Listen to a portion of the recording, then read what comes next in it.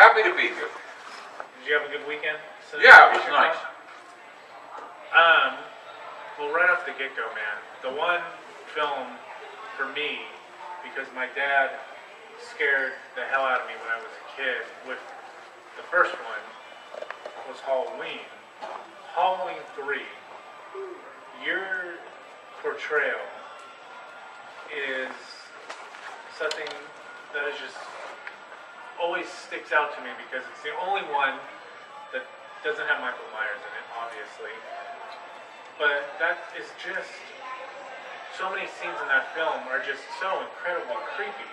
The masks and everything. What was it like working on that film?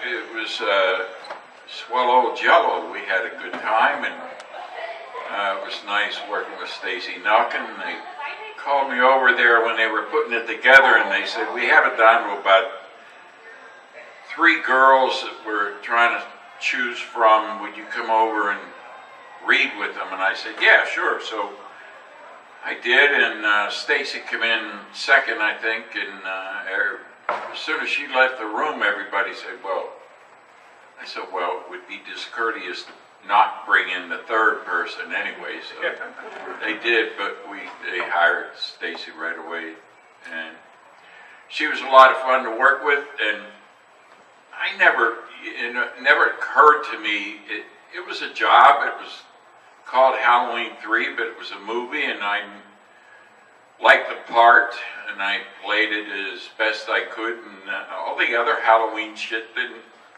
mean anything to me. I didn't care that Michael Myers wasn't in it. It didn't, fans didn't like it. A lot of people didn't like it, but What big to differ? I think everyone here liked it. Didn't matter at all to me. Yeah, the iconic song that still is played on social media outlets every October. Boy, were we sick of that. Because it played in every scene we were in. Yeah. In a bar, on TV, while we're in a bar, and all over the place. It was just, 3 more days till Halloween, Halloween, Halloween. 3 more days till Halloween, Silver Shamrock. Come on down, folks, buy your mask. Yeah. I think that was Tommy Lee Wallace did all the ads for Silver Shamrock. The director, writer of the movie. Well, I'm not positive he wrote it, he directed it. What about for you going into that, what about that concept where, there's no actual serial killer, it's this madman with killer robots who has this plan to put these masks on all the kids, and when they see, the commercial, their heads are going to melt and cockroaches and snakes are going to come out? Yeah. What about that? Other than the obvious, because that's actually a pretty cool concept. Like, when you heard that, what was cool concept? That's a good horror film. Jeez, crackers. Yeah, well, it was scary. And my first wife at that time, actual real wife, was Marge, who died in the motel room next door to me and Stacy Nelkin. Having her brains eaten out by the thingies. Yeah, it was, he was not a very nice fellow, Dan O'Hurley, to invent all that shit. Out of old Celtic magic crap and stones and stuff. But yeah, I thought it was nasty, but I think I saved the kids at the end. Yeah, no, I would. They turned off that final channel. I have no doubt. Yeah, as we fade out to your screams of displeasure, but yeah, stop it. Turn it off. Yeah, I think without a doubt, Dr. Chalice saves the day. I thought so. Yeah. Did you get to keep one of the masks? No. The only time I ever saw a mask was when they put it on me in that chair. And then I somehow magically whipped it off and whipped it over a camera, Yeah, 30 feet up on a wall. it's a hell of a toss. You know that didn't happen. Tommy Lee Wallace, I did flip it twice, just for that, for the move. And then he climbed a big high ladder and just went like that and threw it on the camera. I mean, Looked good though. yeah, I mean, that's what heroes are made out of, tosses like that. Oh, sure, yeah. Yeah. Yeah, I gotta say, over your career on the two most iconic horror films that I watched in my childhood, Halloween 3 and The Fog, you, Tom, are quite the ladies' man. Because you go from... Yes, I am. You, Yes, I am. from telling your ex that you're not going to be able to take the children today to into the motel room, and then picking up Jamie Lee on the side of the Well, highway. you know, when you stop and think about it, what the hell kind of a doctor was Dr. Chalice? He runs off from his wife and two small children, takes off with a young lady to what? Try and save her father or something? Yeah. He didn't know her, he didn't know him. It was shrouded in not a very deep mystery, but mystery nonetheless. But yeah, I got lucky in a couple of films, but they were movies, you know, Yeah. not real life. But I loved picking Jamie up in the truck, and the first thing she says to me when she gets in the fog is, "Are you weird?" And I said, "Yes, I am. Yes, I am weird."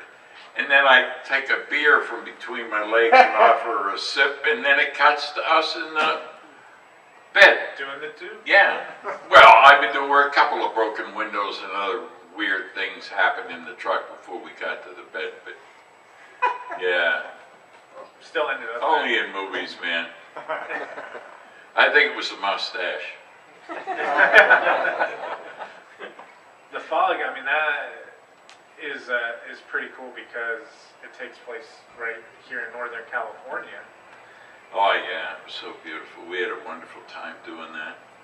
I was telling somebody yesterday, we were in Bodega Bay and Point Reyes Light and Petaluma and Inverness, all around there. Just gorgeous part of the country.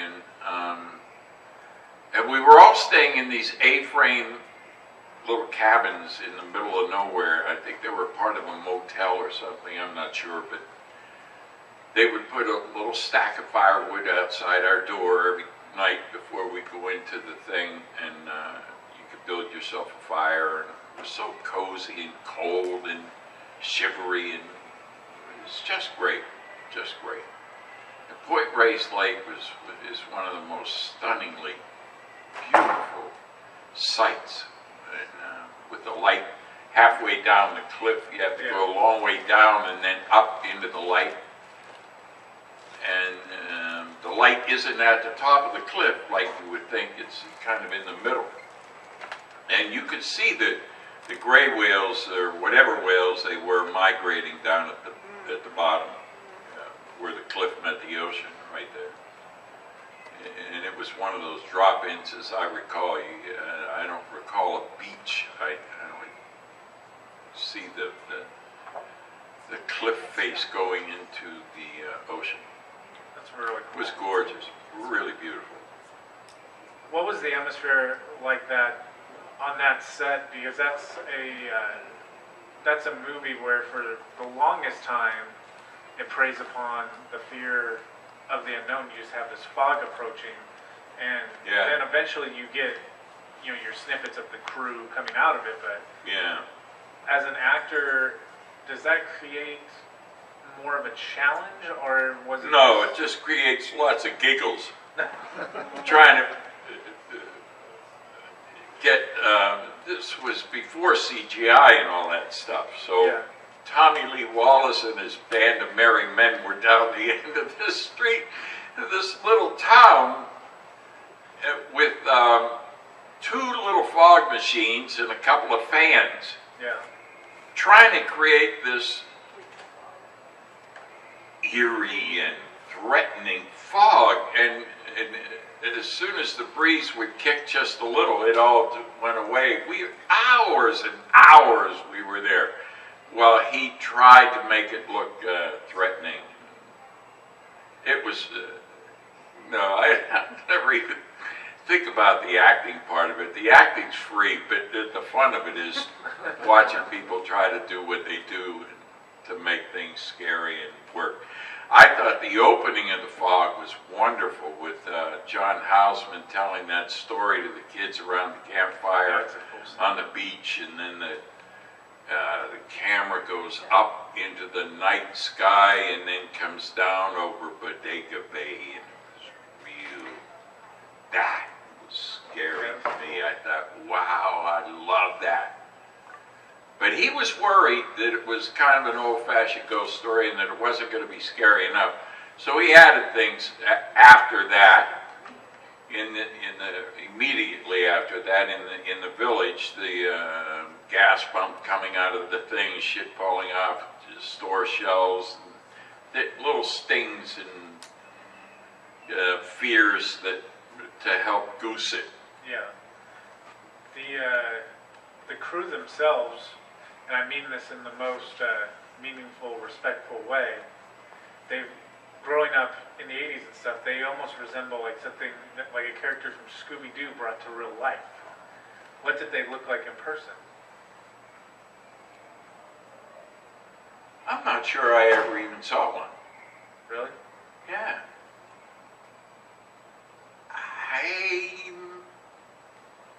I don't think I ever did. Wow. The only place I could have would have been in the church. Yeah. At the end. Right. But I'm not sure that we did that with us. Huh. You know what I mean? Yeah. I think they came out of the whatever they came out of into Hal Holbrook's reality and killed him dead. Right. But I don't think any of us actually saw them. Huh. Yeah. Maybe 80 did later, up in the tower when she was doing what she was doing. But even, I know, me and Jamie grabbing the kid and getting him out of the cabin, her son, Ty, who was stuck in the cabin, we got him out, and she tries to get away in the truck, and they're closing in, but they weren't actually closing in. Right. You know, we had to play all that imagined fear and terror, and her inability to drive a goddamn truck and get it out of there, out of danger. It was a terrible truck to drive. It was a really genuinely old, beat up pickup. Yeah, Ford pickup, I think it was. It was this. She had a hard time with it. Everybody did. So did I. We all did. Trying to drive it.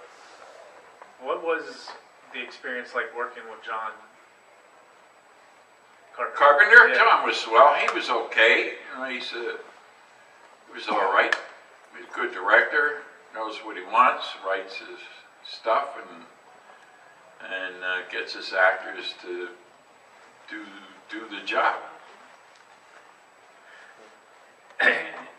When we first started talking about Halloween and the disbelievability of Dr. Chalice's throw, that is more believable than the concept of Night of the Creeps, which is an outstanding another horror film from. Yeah. How was that experience? I gotta tell you, the first scene that you're in that film, when you're on the beach and you're just kicking back, when we fast forward to adult, after the fact that you've seen, when you're flashing back on the murder scene of the creep just bashing Oh, the yeah. head in.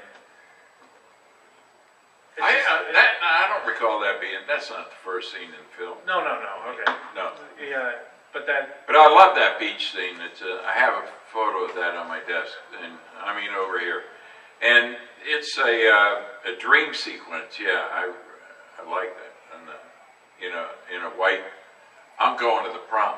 Yeah. In my mind, and I watched my girlfriend come up out of the water, perfectly dry and coiffed and beautiful. Yeah, in her prom dress. But in reality, she's dead and hacked to death by the thing, creep. a long time ago. Yeah. Bizarre concept, I guess, but we had more fun doing that than anything. It was just a giggle from beginning to end. I don't take any of this stuff too seriously, So it's jobs, and I think audiences get a lot of kick out of them and a certain appreciation, but it's not rocket science or anything, it's just making movies, making believe. Yeah. How many people do you know that, get to spend their whole life playing cowboys and Indians like they did when they were little? Yeah. Which is basically what we're doing when we're ancient. Yeah. Which I am now. On the other side of the coin, not a straight up horror film, being at a horror convention, but another one that really stood out to me was Lethal Weapon. What? Yeah, that was a good movie. I got a kick out of that. I'll tell you a little story. We're doing Night of the Creeps, and which is my personal all-time favorite. I had more fun doing that than anything. And I always look for the fun in the job. I don't care about I can't do anything about the script once somebody else wrote it. I can only do what I do.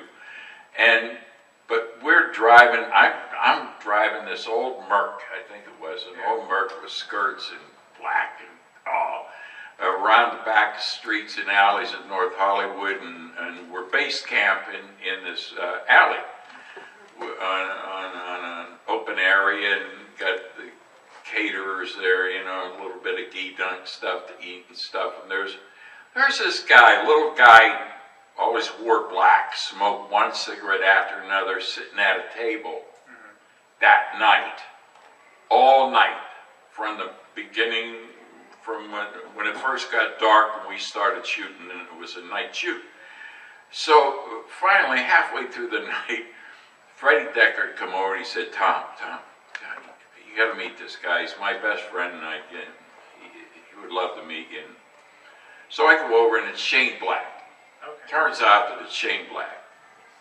And he said, I got this movie over at Warner Brothers, and they say they're going to do it. It's called Lethal Weapon. I don't know what they're really going to do, but if they do it, I'd love for you to be in it. I would love for you to play the crazy cop, but I don't think they're going to do that. I think they're going to offer it to a guy named Mel Gibson. And but there's other stuff you could do in there. So I said, yeah, sure, I'd love to. So I went over and I met with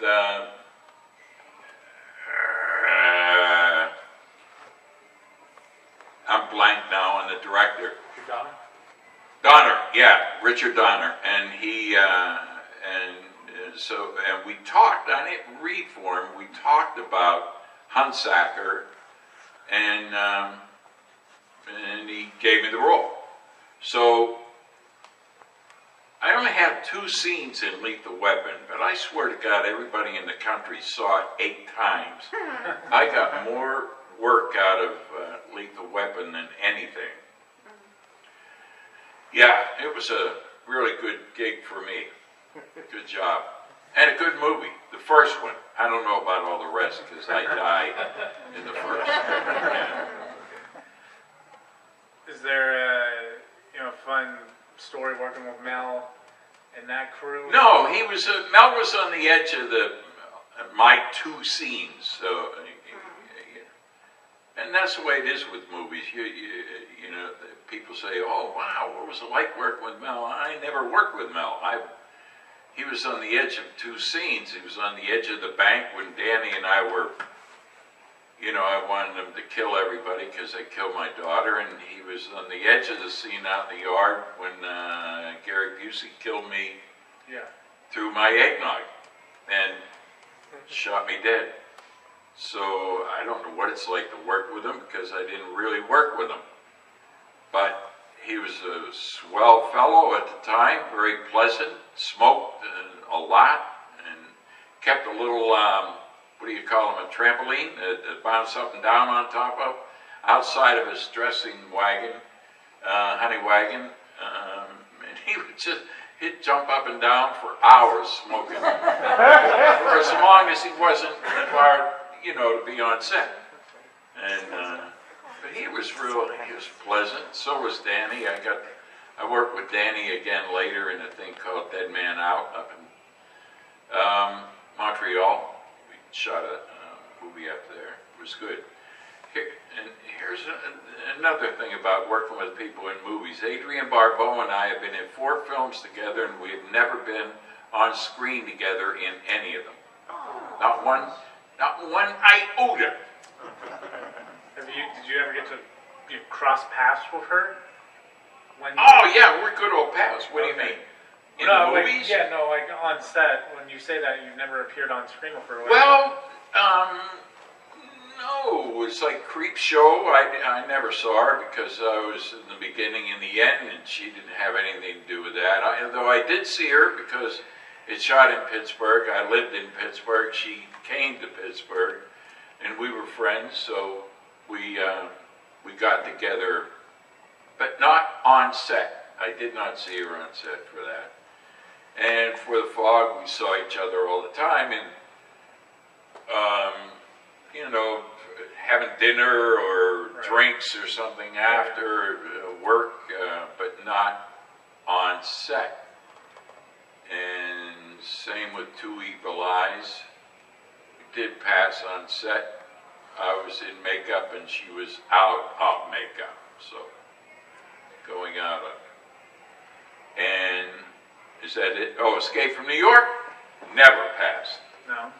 Oh, because me and Lee Van Cleef ran the prison supposedly in Manhattan, but it was in Sepulveda Dam in California, in the Valley, and also in New York, the Statue of Liberty for the opener. But they all went to the bowels of a depressed East St. Louis, where they shot the prison, Manhattan. And so, so Lee Van Cleef and Chucky Cyphers and I were the only 3 that saw it. And Snake, we did get to put the thing on him, and saw him at the dam after with the president. Oh, what an odd guy he is. Was, rest his soul. But yeah, it was. It's funny though, don't you think? I always think, wow, we've been in 4 movies together, but we never worked together in the movies. The odds are that you would. Yeah, but not a one. Now I think it's going to be a fun challenge to never do that, you know? Maybe. I don't know. What was it? Because your career is so extensive and expansive of the kind of different stuff that you've done. It's only because I'm old. I'm old. I've been doing this for 50 years. That's an accomplishment. Making my living. Started with a detective in 1967, Frank Sinatra. Yeah. I was a rookie cop and he was chewing me out for shooting a guy in a car that I shouldn't have done. And set the whole city of New York on fire, and I got chewed out by Sinatra, and he said something like, "I got my eye on you, Harmon. One more thing and you're gone." And there's a cute little story about that. My agent called me and said they want to see you for this movie, The Detective. Frank Sinatra play a rookie cop, and the director wants to interview you. Gordon Douglas, Sherry Netherland Hotel, New York and East Side. You go there and at this time, and I did, and I went up, and the guy in the hallway said, "Are you Tom Atkins?" I said, "Yeah." Mr. Douglas is right in here, and you go in here and talk with him. So I went into the room, and Douglas was there, and he said, "So what do you think of the part?" And I said, I'd seen the sides, and I said, "I like it, it's great." And it's really with Mr. Sinatra, huh? Yeah. Oh, that sounds great to me. Do you think you could do that? Yeah, sure. Okay, you ready to read? And I said, yeah. And I thought, I'm going to read with him. Douglas, the director, and he goes and knocks on the door, and Sinatra comes into the room from another room. Well,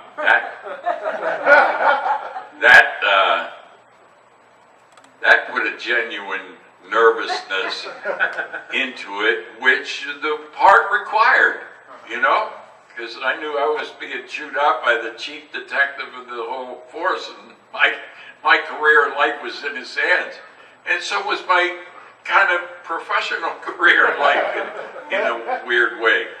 But we read together, and it went real well, and I could tell by the end, he said, "Thanks a lot, kiddo, you did real good, that was great." And he walked back into the room he had come out of. And Douglas said, "Well, you had the part, so I only have one question." I said, "What?" He said, "Could you be that nervous when we actually shoot the scene?" I said, "My God, yeah, it's Frank Sinatra, for Christ's sake. Sure I can. Yeah." So that was 1967, 50 years later. I'm still making believe and pretending. Fighting along with Xena, Warrior Princess, and the rest of them. Yeah, that was what a wonderful job that was. They flew, and it came up out of the middle of nowhere, and they flew my son, who was 6 at the time, and my wife, Janice, and me to New Zealand, put us up in a beautiful apartment in Auckland, and we were there for 2 weeks, and Lucy Lawless, who played Xena, I played her father, but not really her father. I was a morphed imagination of her evil nemesis, the good-looking, dark-haired guy who died, unfortunately. But she hurt her back in the middle of the shoot. At least that's what she said. And the AD came to me, or somebody came to me, the director or assistant director said, "Lucy hurt her back, we're going to shut down for 4 days. And not to worry though, everybody will go and work on Sorbo's thing, Hercules, on the next set, and so the crew, everybody's thinking you and your wife and son can see the rest of New Zealand for 4 days." And I often wondered, does she do that for every actor that comes from the States to, conveniently hurt her back, or give you a little mini vacation in the middle of it? But we did get to go to Christchurch in the South Island, Queenstown, Queensland, whatever it's called, and down to Tasman Sea. It was on Doubtful Sound. It was great, wonderful job. What was it 50, maybe even more years ago, as you're developing your skills as an actor, that got you to want to be an actor? It's all, honest to God, my brother Dickie and I, when we were little, and that's a long time ago, we would go to the Harris Theater up in Mount Oliver and watch the Durango Kid kill everybody that he needed to, and do away with the bad guys, and him and his buddy Smiley Burnett or something, who rode a horse called Ring Eye, who had a big black ring painted around his eye. Well, we'd come out of that theater after seeing the Deserts of El Dorado or something, and ride down the street doing it, you know, making the sound and shooting everybody that come out of the... I just made believe my whole life. I don't know that I think you're born to be an actor or you're not. You're either a good actor always or you're not. I genuinely believe that. And how I got into it, I was dating a girl in Duquesne University. After I got out of the Navy, I was in Duquesne, and I was dating this girl, and she belonged to the Red Maskers, who were an extracurricular theater group.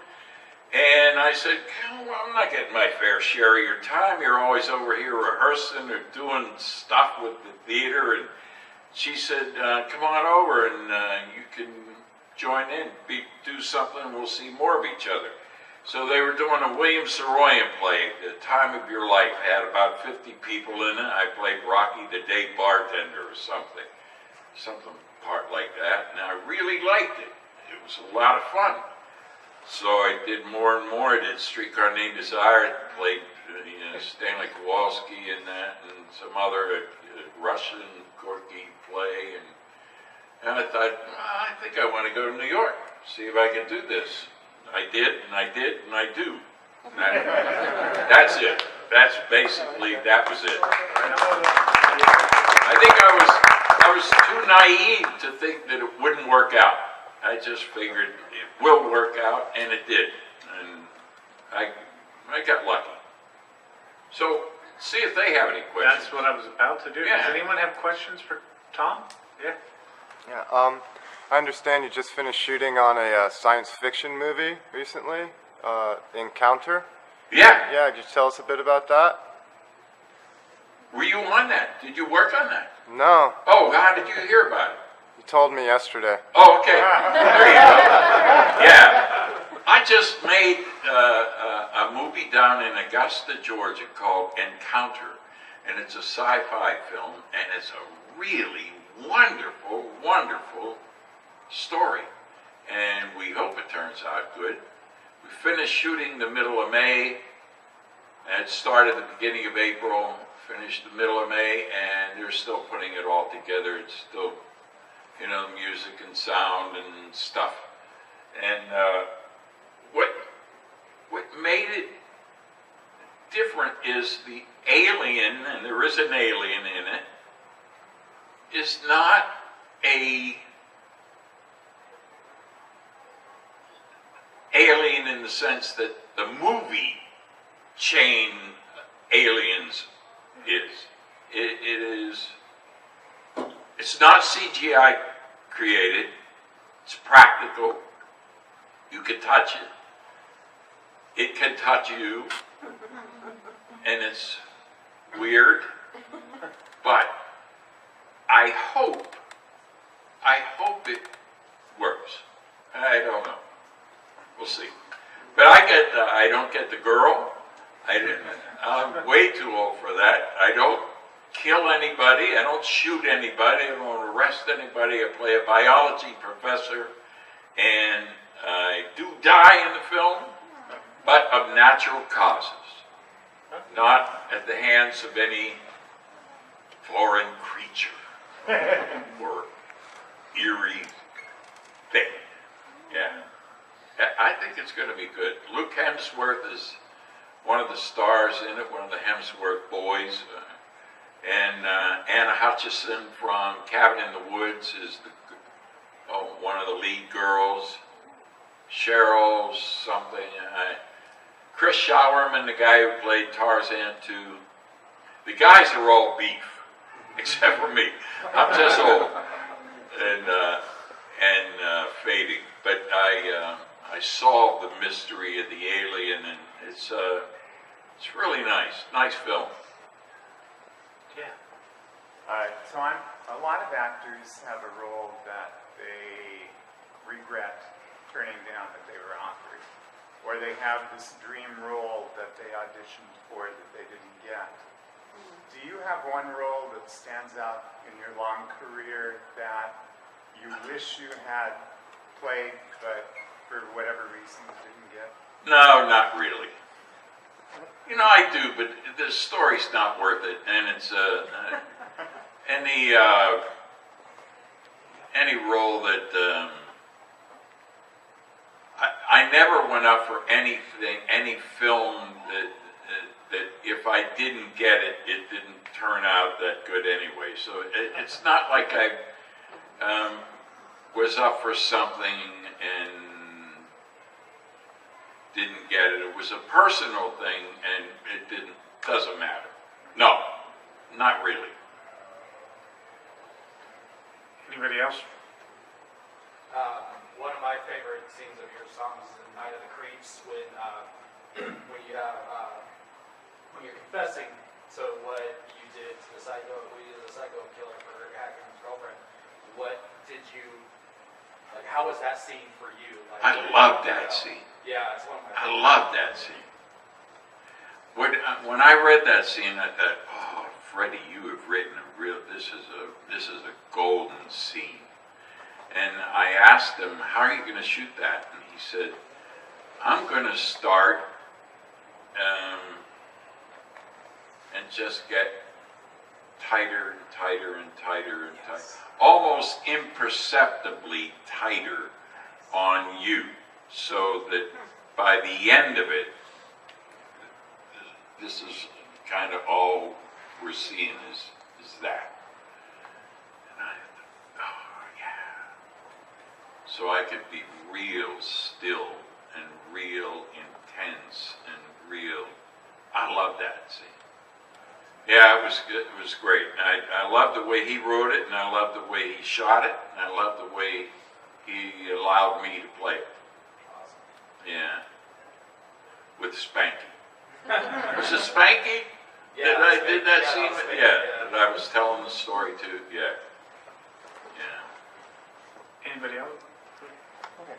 Well, I guess I love The Fog. It's like one of my favorite movies, and I watch it quite often, especially like when I'm doing work and stuff, because it's just another movie, and I can even say the lines from it. But what I thought was really interesting was when you did, like, your character, even though he does get Jamie Lee Curtis, which not only happens to everybody, but again, you're kind of like this guy who took care of the town. You weren't the mayor, you weren't the police chief, but you were the guy that took care of the town, and when things go wrong, you were the one that everybody seemed to turn to. Like, you were like the good guy that everybody knew. And again, one of my favorite scenes, and it was just like, how did they decide to do that one scene where you're on the boat and you and Jamie Lee are just talking? Yeah. And that was one of my favorite scenes with you, because you're telling like your story about, I don't believe in supernatural, but I believe in luck, and you know, kind of just have this discussion where you're talking about your dad's speech. Yeah. And he's like, I found, and almost like doing the whole, you know, that this event has been happening forever, for the last 100 years, but it's just not always been out in the periphery, and now it's coming to town. How you had this nice just discussion, and everything was set up, and how did they come, because how did they figure to slow down the action there? Like, did they talk to you about that? I'm not sure. John did that. He wanted to do it on the boat. He hated, oh my God, he hated all that water shooting. There wasn't all that much. It was only me and her going out looking for the boat, finding the boat, and being on the boat a little bit, and that was the end of the boat. But, he hated that. And I'm not sure why he wanted it slowed down. I think it was a good spot for just letting a good story be told without a lot of crap in the way or around it. Did the guy fall out of the They had the locker cabinet open, and she first, or No, he had at the end of the story, huh? You have to see it, yes. Well, because what happened was the locker, it scares Jamie Lee Curtis, and she stands up, and then the net moves, and the body falls on her. Yeah, right, yeah. Yeah, which one? Yeah. But that was after the story, right? Yes. Yeah, right. Yeah, and I know it's my own father had died about 10 years before that, and it was a big loss to me, and he never got to see me do anything, and he died in '67 before the detective or any of that stuff. So it was easy to tell the story and make the same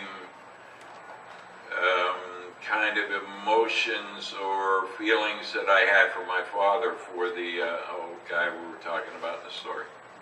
Yeah.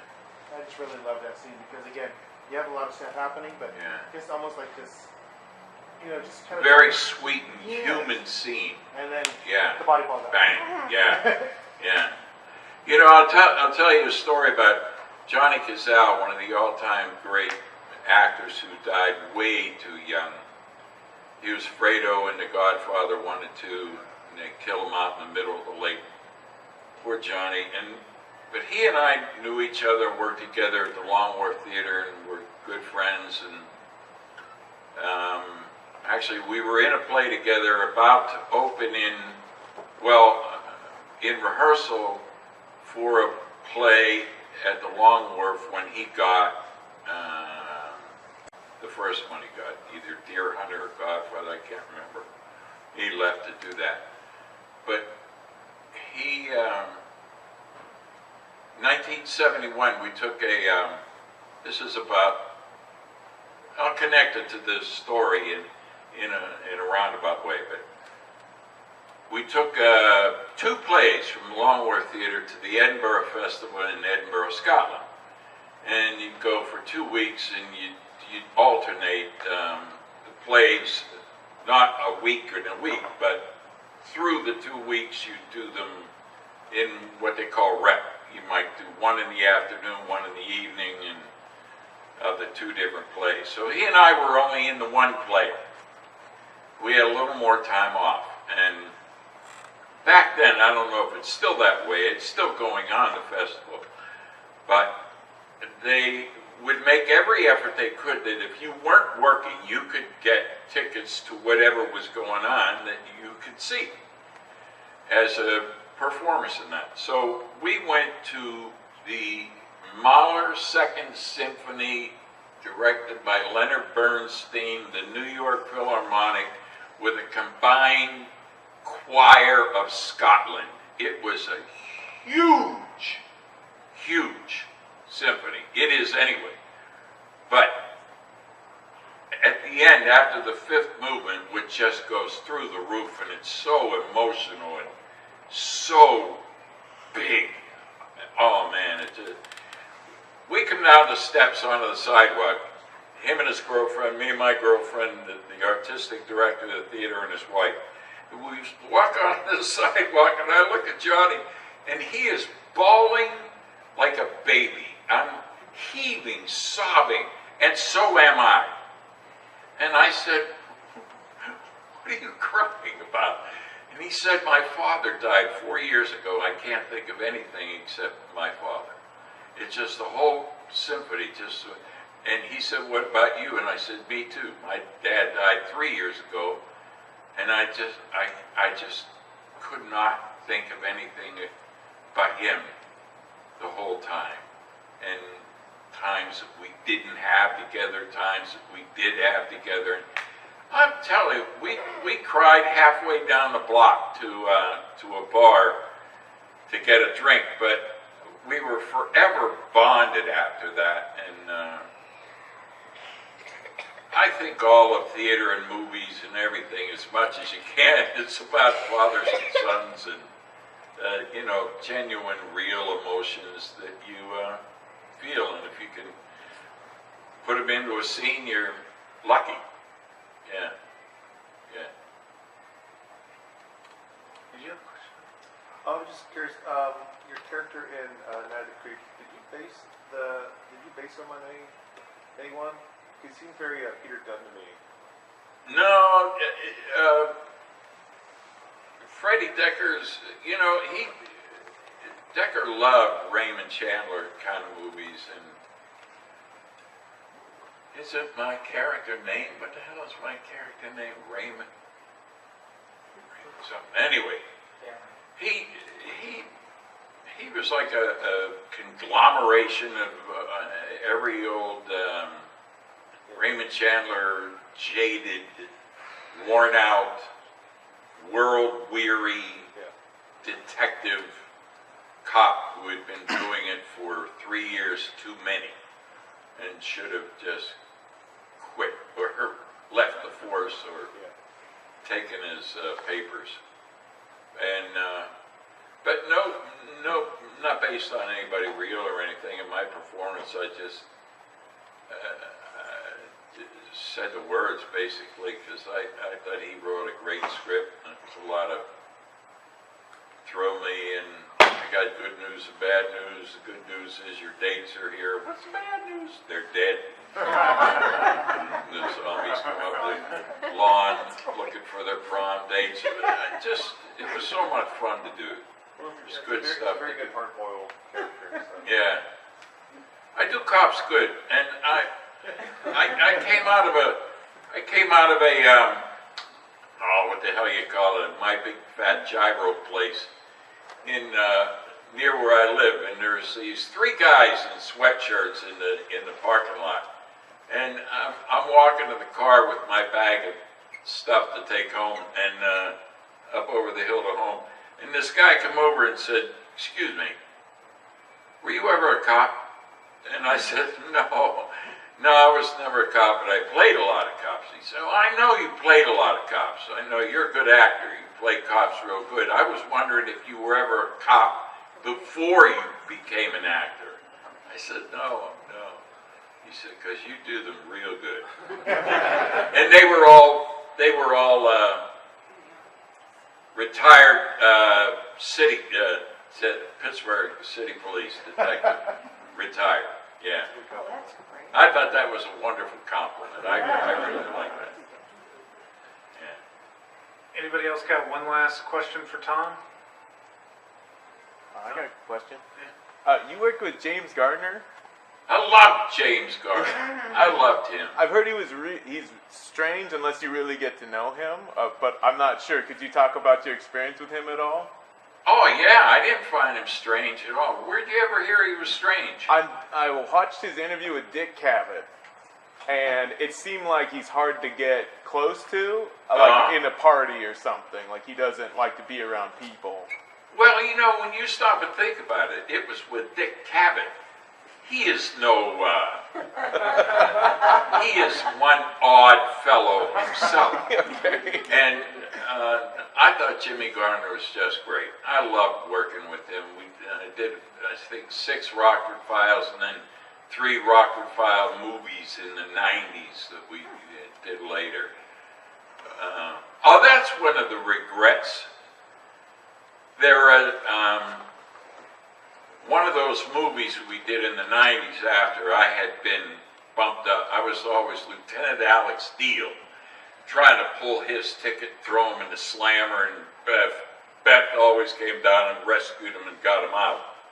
And Dennis was always on his side helping him out.